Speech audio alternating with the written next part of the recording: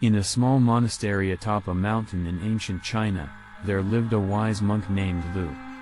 He was known throughout the land for his great wisdom and teachings on self-control. One day, a young man named Wei came to the monastery seeking Lu's guidance.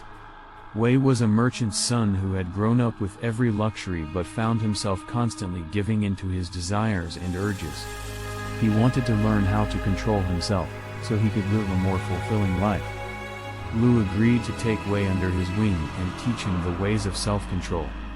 They began each day with a morning meditation, followed by lessons on mindfulness and discipline. Lu taught Wei how to be present at the moment, how to focus his mind, and how to resist the temptations of the world around him. Wei was a quick learner, and within a few weeks, he was making progress in his quest for self-control. But one day, as they walked through the monastery gardens, Wei stumbled upon a beautiful rosebush. The scent of the roses overwhelmed him, and he couldn't resist plucking a few flowers to take with him. When Lu saw what Wei had done, he was disappointed. He knew that giving in to such impulses was a setback in Wei's journey toward self-control. But instead of scolding Wei, Lu simply pointed out the consequences of his actions. "Look at the bush," he said. "You have taken some of its flowers, and now it is weaker.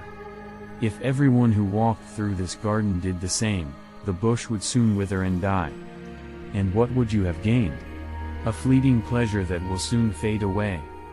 Wei was struck by Lu's words, and he realized the wisdom in them. He saw that by indulging his desires, he was weakening not only himself but also the world around him. From that day forward, Wei redoubled his efforts to control his impulses. He meditated longer and more frequently, and he practiced mindfulness in everything he did.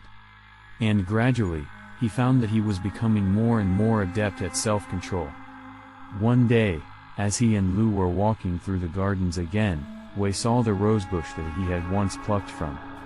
But now, instead of being drawn to it, he saw it in a different light. He saw the beauty and vitality of the bush, and he felt a sense of gratitude towards it for the pleasure it brought him through its mere existence. He turned to Lu and said, "Master, I finally understand what you have been trying to teach me. Self-control is not about denying ourselves pleasure, but about appreciating the world around us and the gifts it offers us. Through self-control, we become better stewards of the world, and we gain a deeper sense of fulfillment than any fleeting pleasure could ever bring." Lu smiled at Wei's words, knowing that his pupil had truly internalized the lessons he had been teaching. And he knew that Wei would go on to live a life of purpose and meaning, using the tools of self-control to become a positive force in the world. From that day forward, Wei became known as a wise and disciplined man, admired by all who knew him.